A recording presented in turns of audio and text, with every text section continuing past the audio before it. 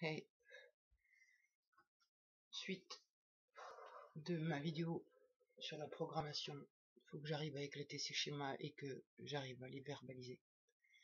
Si j'arrive à les verbaliser, c'est que je peux les voir, et si je peux les voir, ben je me dis que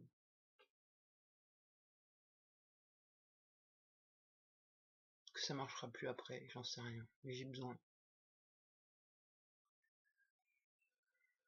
Donc suite à ma vidéo de tout à l'heure, j'ai pu défouler mes nerfs sur le sport d'une certaine manière, et là, il n'y avait pas mon père qui était en train de me dire quoi que ce soit. Il y avait une espèce de violence positive, on va dire. Bon, ça m'a un peu séché avec la chaleur, j'avoue. Et là, je tremble de partout. Et j'avais envie de parler donc de ce que j'ai pu voir avec l'histoire de mon ami d'enfance. Donc je vais raconter l'histoire. Je vais essayer en tout cas, parce que j'ai vu sur l'autre vidéo, qu'est-ce que c'est décousu, qu'est-ce qui manque d'informations, c'est infernal.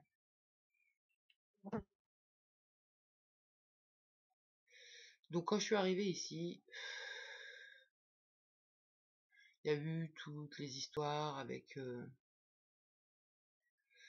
ma mère, avant qu'on apprenne sa maladie, où j'ai pu reprendre contact avec elle, où je lui ai tout raconté, où elle m'a dit je t'aime et elle m'a serré dans les bras. Et c'était relativement cool, on avait une relation en cachette, bon les autres le savaient, hein, mais discrète quoi, une relation discrète par SMS ou par appel quand elle partait en promenade et qu'elle était seule. Et puis il y a eu ce fameux 19 juin où on a appris sa maladie,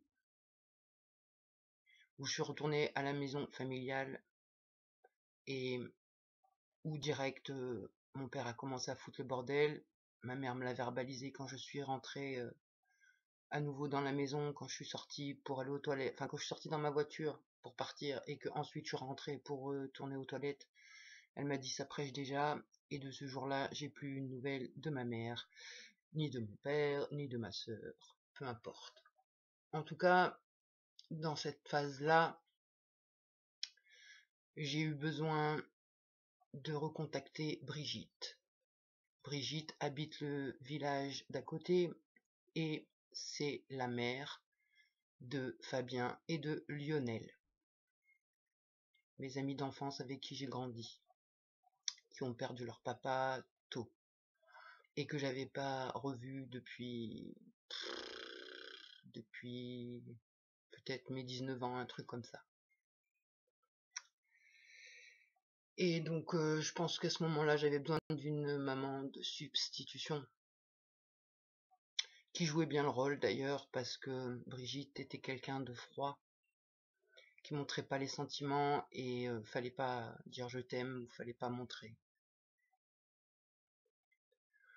Et on s'est côtoyés plein de fois, ça me faisait du bien.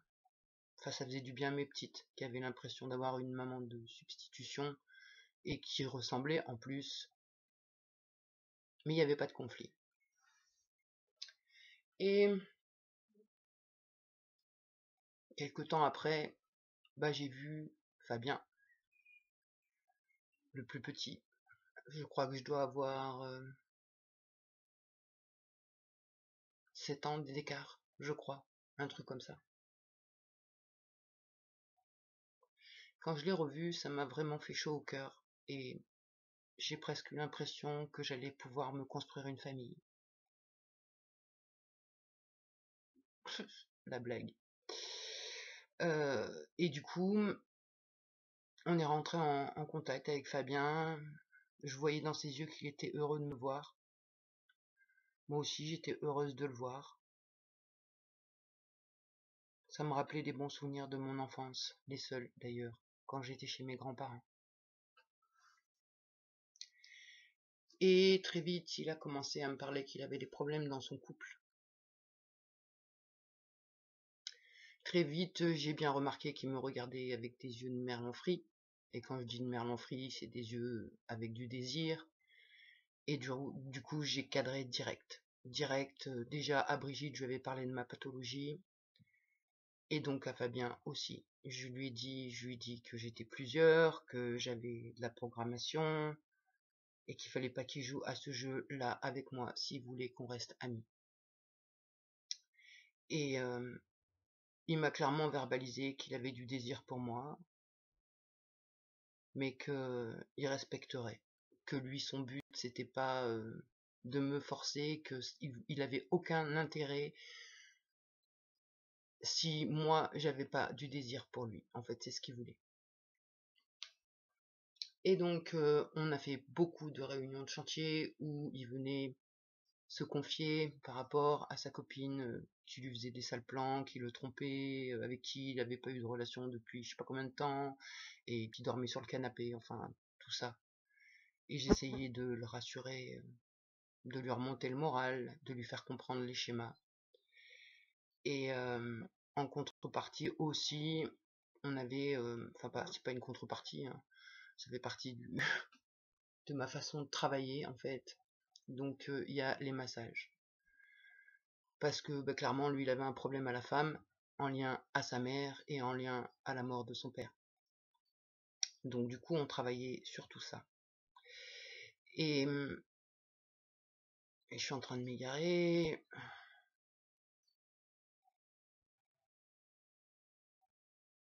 Purée.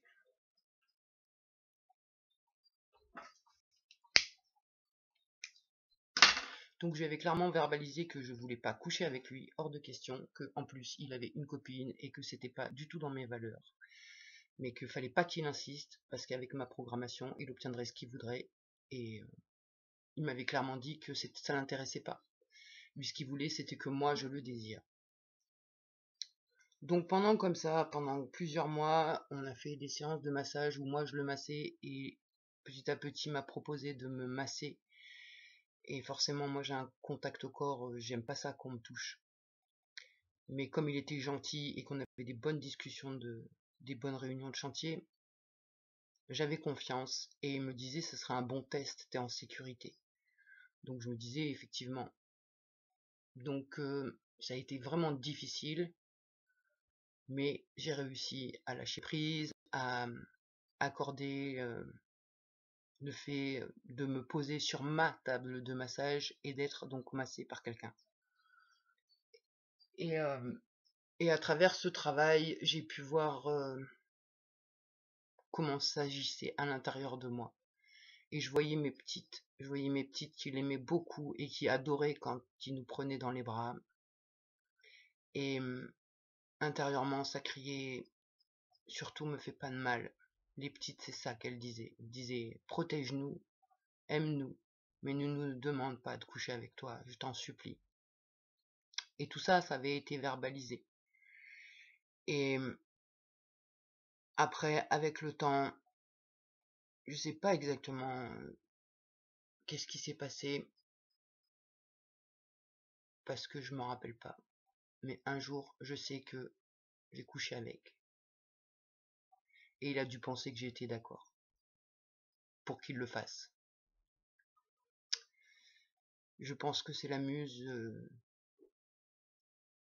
qui est intervenue, mais voilà, j'ai pas de souvenir. Et d'ailleurs, la fois d'après où on s'est vu, j'avais pas de souvenir. Et là, il a compris que j'avais un vrai problème. Et là où je voudrais parler des schémas, c'est que jusque-là, je voyais sa mère, ça se passait super bien. Et du moment où j'ai couché avec, il n'y avait plus moyen que je voie sa mère. Je sais pas pourquoi. Et du moment où lui, il a compris que je verrais plus sa mère, et que c'était en lien parce que j'avais couché avec, il m'a fait croire qu'il vivait chez elle et qu'il venait de se séparer de sa copine.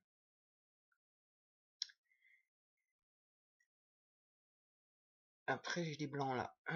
Faut que je me rappelle. Donc c'est ça en fait, dès qu'il a compris que j'irais plus voir sa mère, il a joué un autre jeu pour obtenir ce qu'il veut.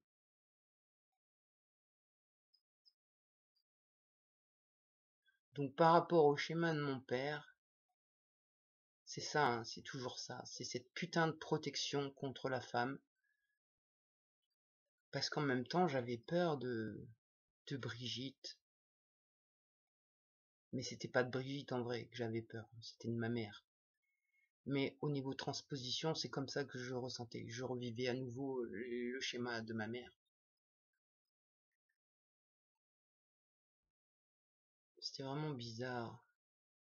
Et du coup, bon, ben après, on s'est vu plein de fois. Il m'a fait style qu'il était séparé et il a encore réussi à obtenir ce qu'il voulait, mais sans qu'on soit d'accord. Mais bon, c'est arrivé quand même. Et on a pu voir aussi ben, la muse se déclencher. La muse, j'ai la sensation qu'elle, c'est un démon. C'est un démon qui veut donner des leçons à l'homme. Et j'ai vu aussi le robot, et j'ai vu aussi les petites. C'est-à-dire que après certains massages où on sentait qu'il avait du désir, ça nous évrillait, et c'était les petites qui prenaient le front.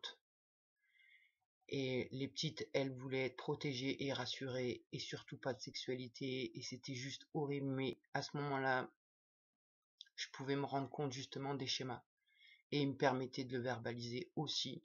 Et en général, quand je le verbalisais, ça calmait ses ardeurs, on va dire. Après, pour le schéma... Donc ouais, il y a eu manipulation. Il y a eu manipulation. Comme avec mon père, avec toujours l'histoire de la mère au milieu. J'ai jamais pu reprendre contact avec Brigitte, je sais même pas pourquoi. Je sais pas, peut-être que lui aussi, de son côté, il devait dire des trucs à sa mère pour qu'elle prenne plus contact avec moi. Je sais pas exactement les tenants et les aboutissants.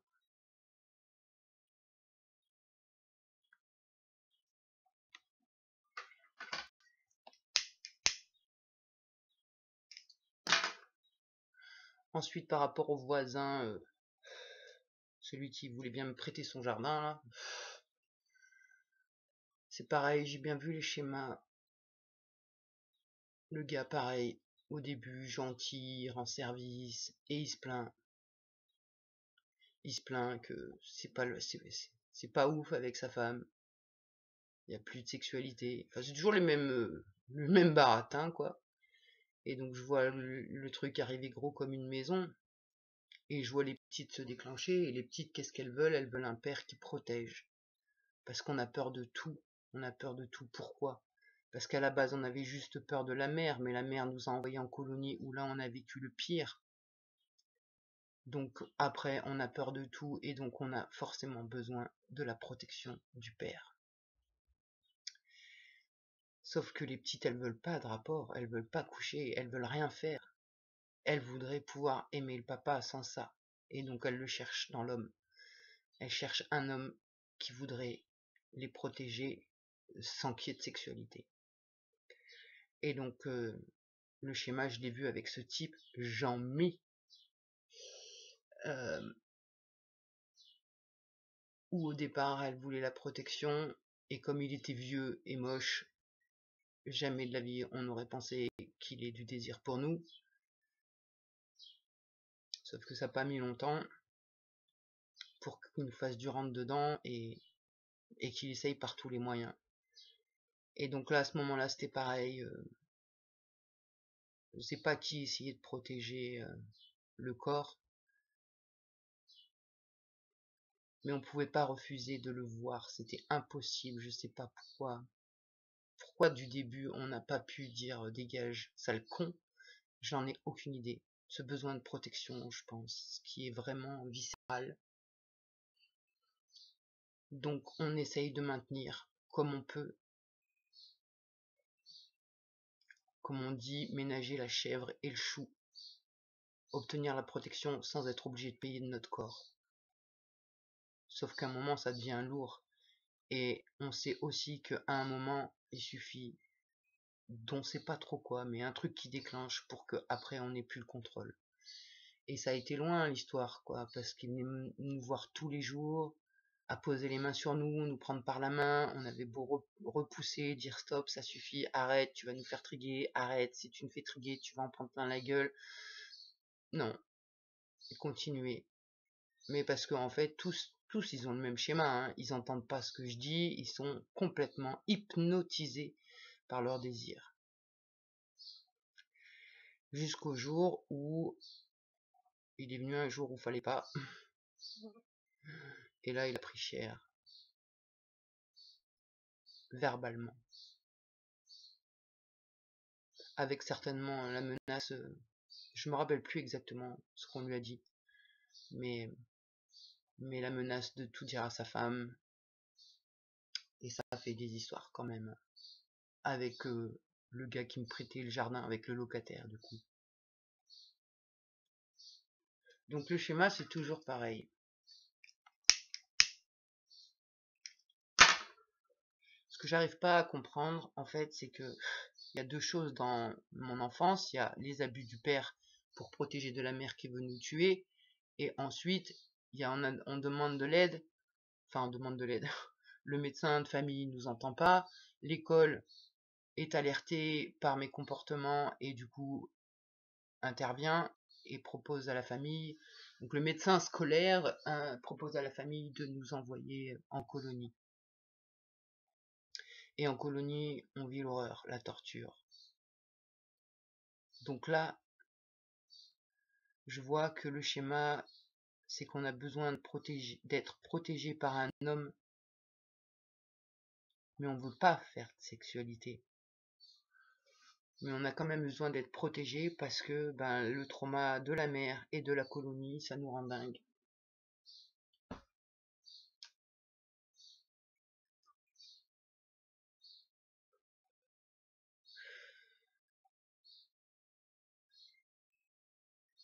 Je sais pas si je vois autre chose, faut que je réfléchisse 2 minutes. Qu'est-ce que ça me raconte là-haut?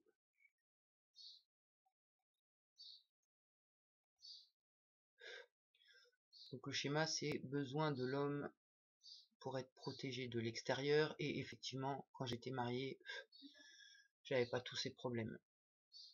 Et j'étais capable de faire plein de choses, étant donné que mon mari c'était mon maître, il avait juste à demander ce qu'il veut, et c'était pas que sur la sexualité. Et heureusement il n'était pas porté sur le sujet, étant donné qu'il avait des problèmes à ce niveau-là. Mais du coup, quand on a un maître relativement bien intentionné, on est capable de soulever des montagnes et de faire des trucs de fou. Monter sur scène, chanter, ouvrir un commerce. Bon, on n'arrivait quand même pas à être sociable, hein, mais... Et donc, qu'est-ce que ça me raconte d'autre? C'est ça, à chaque fois, c'est pareil. C'est le besoin d'être protégé, mais pitié, non, si tu nous aimes, fais pas de sexe.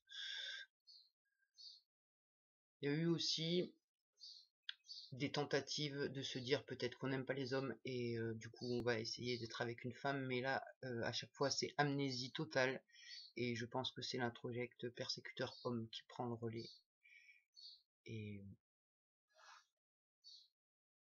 c'est pas cool, ça règle pas le schmilblick,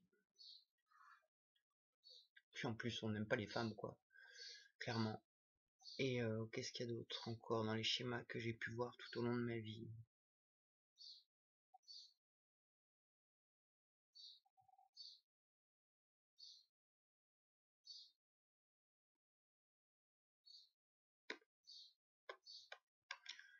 Bah j'en sais rien.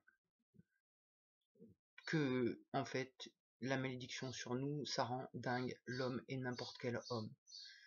J'ai réussi à des moments à avoir des amitiés avec des hommes. Un qui s'appelle Ludo, j'ai gardé 20 ans en ami, qui lui du départ avait du désir pour nous, mais que j'arrivais à gérer et à canaliser jusqu'au jour où on n'a plus pu. Sauf que non, on voulait pas coucher avec. En fait, tous les hommes avec qui on a couché, on n'a jamais voulu coucher avec. Dommage, hein. Des fois, en colère, je me dis que j'aurais mieux fait de me faire payer, putain. Mais bon, c'est pas du tout ce qu'on veut non plus, hein. C'est la colère et la rage qui fait dire des trucs comme ça. La colère contre l'homme et sa faiblesse. Et surtout, je comprends pas c'est quoi qu'on a à l'intérieur de nous qui fait que l'homme, on le rend dingue à chaque fois. Et de n'importe quel âge, hein. De n'importe quel âge. De 17 ans à 80 ans, ça marche. Un truc de fou. C'est désespérant. Désespérant. Donc comment on fait pour se protéger de l'homme, de la sexualité? Bah j'en sais rien. On reste enfermé à la maison. Alors que je sais pertinemment que si on avait un maître bienveillant, sans sexualité, on pourrait faire semblant d'avoir une vie un peu normale et faire des activités, côtoyer des gens, aller sur l'extérieur.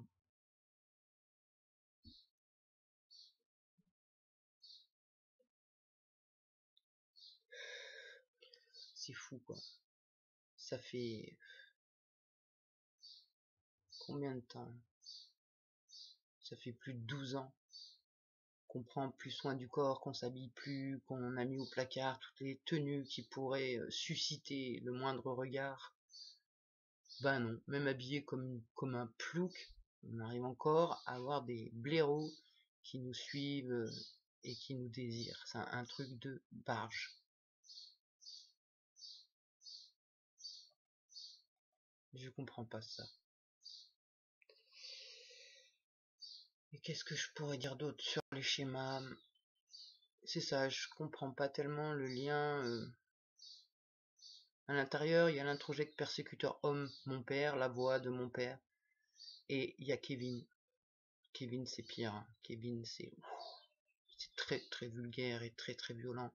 Et si jamais il prend le front, bah, je peux devenir un gros pervers. Et à la limite, vaut mieux parce que ça aide pour supporter ce qui arrive au corps. Et c'est pareil, la muse, son rôle, c'est particulier. J'ai l'impression, moi je l'appelle le succube, mais j'ai l'impression qu'elle a plusieurs rôles, elle. Si un mec qui a pas le niveau de perversion, mais qui est un peu pervers quand même, nous a dans le collimateur, par le passé, son délire c'était de lui donner des leçons, de le massacrer. Bon, le détail c'était que notre corps il passait à la casserole quand même, hein, au secours.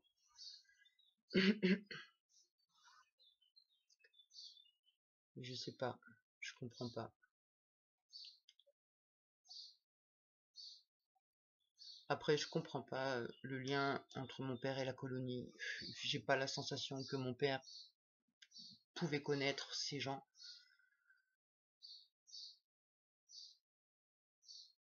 Après, j'ai des souvenirs fugaces d'un de ses travails relativement malsains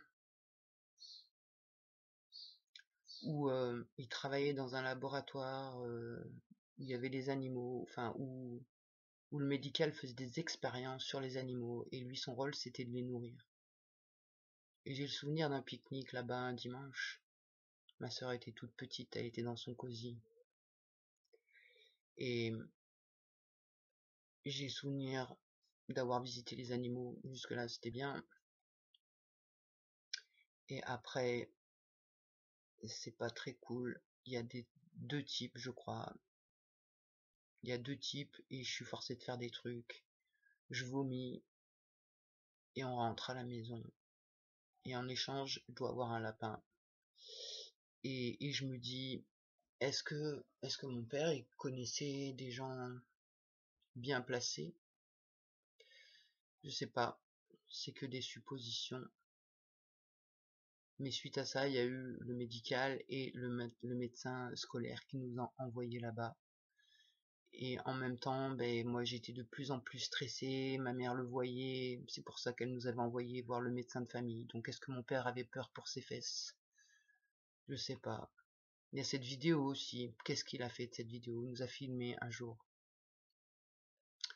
nous a filmé en nous faisant passer pour une vedette et au départ, et ensuite nous a fait comprendre que si cette vidéo était vue par qui que ce soit, je risquais d'aller en prison.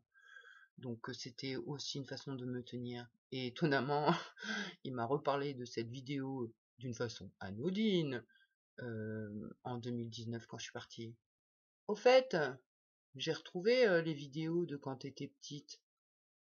Ispling. Donc c'est quoi? C'est des rappels? C'est quoi? Je sais plus quoi penser. Enfin, ce que je sais penser, c'est que mon père est un gros pervers, que la colonie, j'ai eu affaire à une confrérie, une secte. Je dirais sataniste parce que bah ça ressemblait à des trucs bien gore, et vu ce que j'ai dans la tête, et ben voilà. Et ça, je peux pas trop en parler. Donc ben je sais pas. Je sais pas si c'est lié ou si c'est pas lié, mais en tout cas, ça me gâche bien la vie. Et franchement, il va falloir que ça s'arrête parce que je vais me faire sauter le caisson si ça continue. Je peux plus supporter d'avoir la voix de mon père qui me raconte des saloperies. Alors, ou il me raconte des saloperies méchantes sur moi, ou alors il m'explique comment il faut que je fasse pour être la meilleure femme de la planète, ou alors il tripe sur mon corps. C'est ce que je disais hier quand on faisait le sport. Ouais, je vais essayer de le dire, mais c'est dur, hein, c'est vraiment dur. C'est très très dur de dire ça.